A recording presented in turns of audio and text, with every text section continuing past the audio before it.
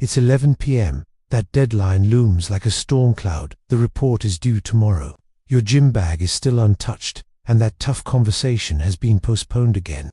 You know you should start, but instead, you scroll, you snack, you distract. Does that sound familiar? This isn't laziness. It's procrastination, a psychological trap that's ensnaring your brain. It's rooted in our evolution and amplified by modern life. This isn't just a habit, it's a hijack. But science is uncovering why we delay. Statistics are revealing the devastation. And today, we're going to break the chains. This is your wake-up call. Understand the psychology and conquer the thief of time. Let's dive in. Your future self is waiting.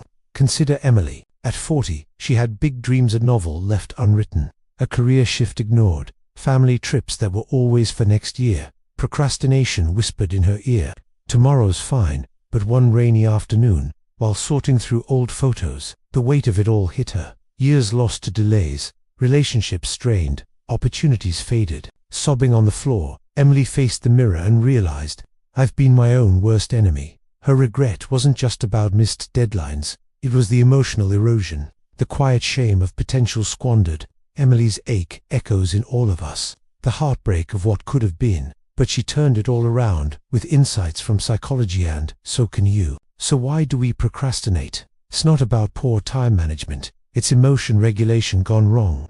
Psychologist Timothy Pychal's research shows that procrastination is our way of avoiding negative feelings, like boredom, anxiety, or self doubt. We delay a task to feel good right now, but we pay for it later. Recent brain scans reveal that the amygdala, our brain's fear center, flares up when we face a daunting task, overriding the prefrontal cortex, our planning hub. The result?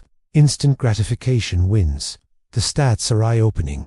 A meta-analysis of over 800 studies pegs 20 to 25% of adults as chronic procrastinators. That's up from just 5% in 1978, thanks to digital distractions. In the US alone, this costs an estimated $1 trillion annually in lost productivity. And what about students? 80 to 95% of them procrastinate, which is linked to lower GPAs and higher dropout rates. In the workplace, procrastinators report twice as much stress, with 40% of job burnout tied directly to these delay cycles. Let's dig deeper, because it's a vicious loop. Self-determination theory explains that procrastination erodes our sense of autonomy, competence, and relatedness, which just fuels more avoidance. A major study found that procrastinators score 30% higher on anxiety and depression scales.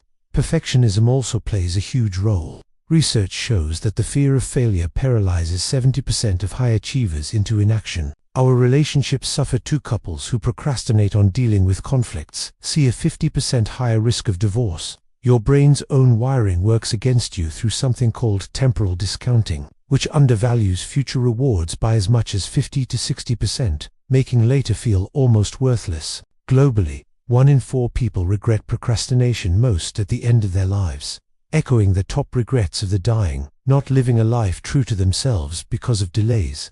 The true pain of procrastination is that it steals your joy and breeds a regret that lingers. Science from regret theory tells us that inaction regrets the things we did undo sting 3 times harder than action regrets, and they haunt us for much longer. Picture yourself at the end of your life, not celebrating achievements, but mourning the dreams you deferred.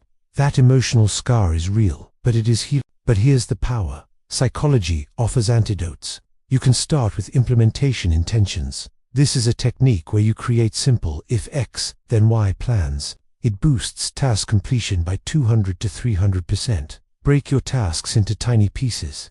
A recent study shows that just starting for 5 minutes can cut procrastination by 80%. Mindfulness practices are proven to reduce avoidance, with apps like Headspace lowering rates by 40% in trials, and build self-compassion.